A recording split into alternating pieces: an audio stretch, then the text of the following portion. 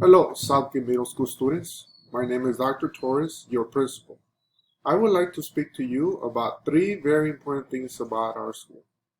One, please remember that your grades are very important, and they are dependent on the amount of effort and work that you complete in your classes.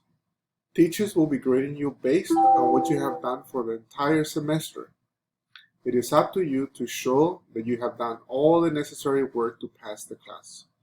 Do not think that grades do not count during this pandemic. This time, the district has made it very clear that students must show mastery of classwork in order to pass the class. Take your classes seriously and do all you can do to make sure you pass your class. For 8th graders, it's really important. This is my number 2 point. Keep in mind that we will continue to abide by the combination requirements of the district, which say that you cannot fail more than 2 classes over the course of the year. You must complete 50 credits this year in order for you to culminate. 50 credits or more. So keep that in mind. It's really important that you do not fail any of the courses.